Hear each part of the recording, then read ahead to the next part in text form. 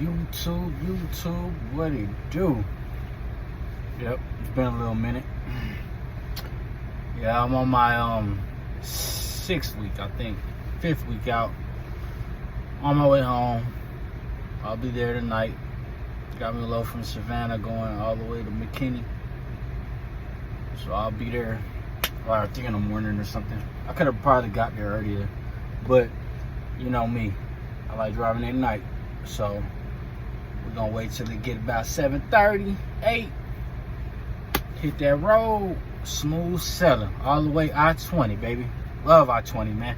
Well, I wouldn't say I love it. It's not the most scenic route, but it's definitely flat, smooth land. Most way stations are always closed. They're not even really bothering too much, you know. From Alabama to Mississippi, especially Louisiana, and then of course Texas, they're not bothering you. You're pretty much smooth on selling right on through there, through I-20, all the way from Atlanta. Yeah, so it's been a pretty good 5 weeks, 6 weeks, I think, or something like that. I'll do an overview on all those later on. Today's video was about owner-operators preventative maintenance. All right, guys? Because I've been seeing guys, you know, breakdowns happen. It's part of the game. You know, I had my, welcome to the league moment in this owner-operator game.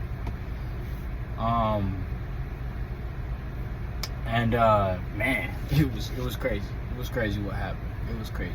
But I'm not gonna get into that story too much, but how to find a shop, you know what I'm saying? You gotta maintain this truck, man. And the main thing you wanna do,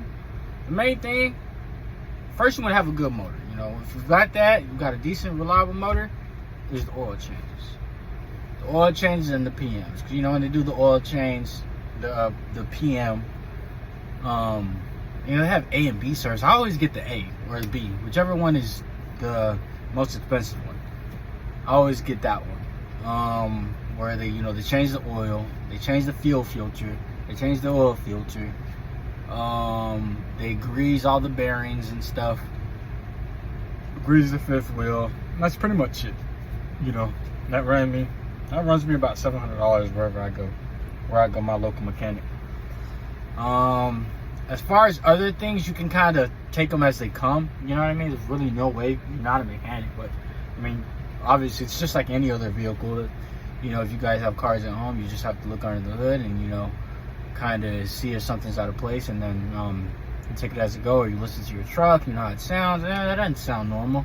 You know what I mean? Because you're in this thing, 24 hours a day, right? Literally. So you'll know when something sounds off. You're not like, hey, hold on, what is that sound? That don't sound like you. Something wrong with it. But like I said, as long as you usually get the oil changes, you should be good, and then you take everything else as they come. I stay away from those big chains. I don't go to any Pilot. Pilot doesn't really have one, but they do have Southern Tire Mart. For tires, Southern Tire Mart is pretty good. They give you some decent recaps, I will say that, for like $250 or something. I forget how much they are. But they definitely give you some decent, they can do a good tire job. For tires, you can go to a Love's or a Southern Tire Mart. Love's a Speedco or a TA. Now, TA will get you in and out, but really what I stay away from all those big chains, even for tires. Now, Southern Tire Mart is a little different. They're kind of more, they're more on it. They're a lot faster, but they're a lot fewer around the country. So it's kind of rare that you might find one, in the absence of a tire blowout or something like that. But what I do is, first of all, when I'm home, I stay out for usually 5 weeks. Now, as I'm running it up hard for I'm trying to do the whole Trump presidency. You know what I'm saying? The whole 4 years, just go hard. And then after that, I'll tone it down to after 4 years, because it'll be a year in July doing this owner-operator stuff. I figure after about 4 years, God willing, hopefully made enough money to to where I can kind of, you know, fall back and I don't have to run as hard anymore. But until then, I want to run hard this whole presidency, because who knows what the next 4 years might be, you know. So it's like, yo, take advantage of this stuff right now. So after that, then I'll probably turn it down to like 3 weeks. But I stay at around 3 weeks. I'll do some pace statement reviews as well. But some weeks I do like 2,200. Some weeks I do 25, 28. Usually not over 3. Usually 3. You know, I average around like $2 a mile. So,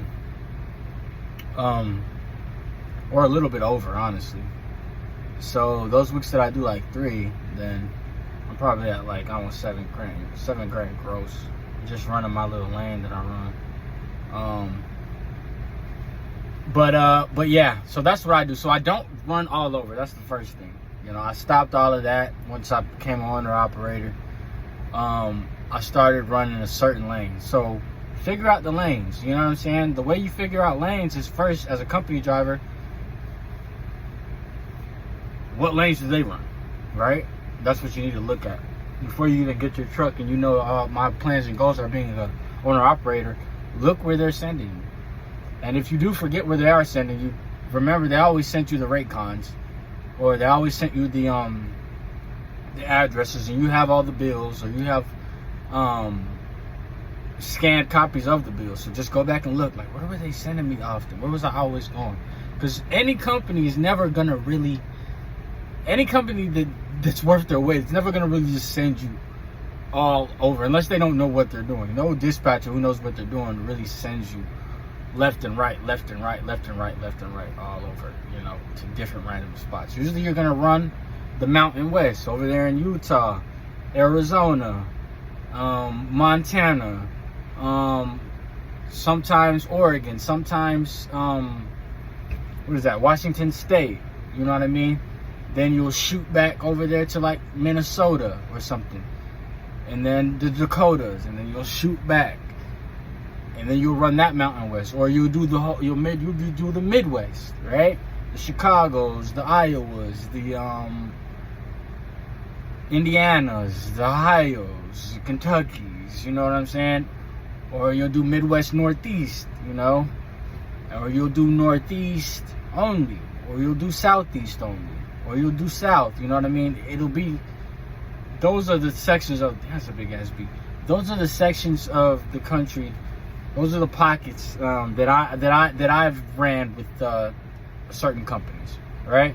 So what you'll do is you'll see where they're sending you, and you'll figure out where do you really like to run. So me personally, I run I-85, I-95 corridor. So once you figure out what lane you often run, start to look up shops along that corridor.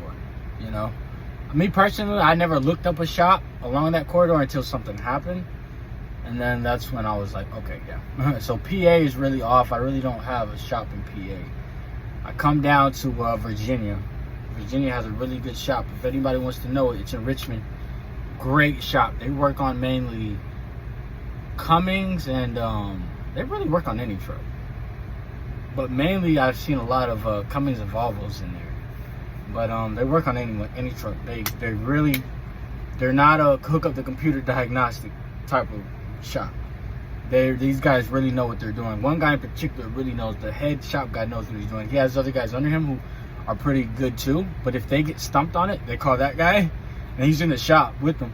They call him and say, hey, and he comes over there, and they will diagnose that truck and figure out the problem. You know what I'm saying? They'll troubleshoot everything. Okay, if it's not this, then it's that. If it's not that, then it's this. Okay, it has to be this. And they're really honest, and they'll quote you a fair price and get the job done. So that's what I did. I looked up the shop that's usually on the route that I run by Google, and you call, and then look at reviews.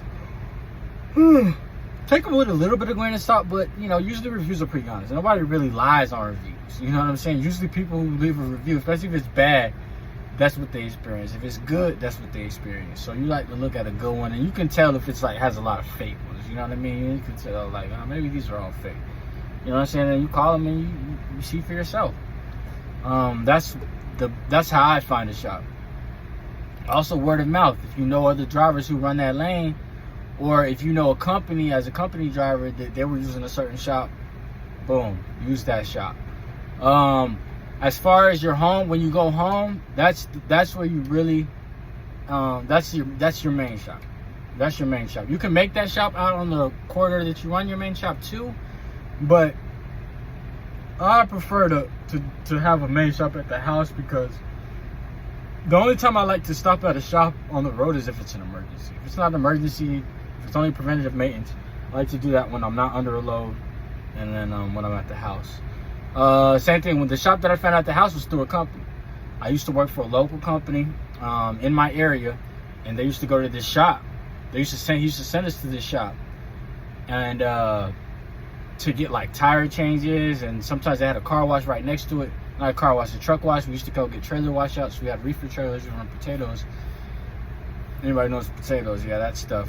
And they dirty up the trailer. And then there was a shop right next to it. It won't even pop up on Google. The only way you'll know it is if you go get the truck wash and you'll see a shop there. Hispanic guy. Great work. Great work. Great work. Great work. You know what I'm saying? Gone there. Never had a problem with any of my PMs. Gets me in and out of there. Usually I go there first thing in the morning. Takes about an hour and a half, 2 hours. Gets right up on it. Boom, gets me out. So that's what I would say. I would say stay clear of those big mega companies to do any type of tire change. I just don't trust them. And I've heard too many horror stories of loves, especially TAs.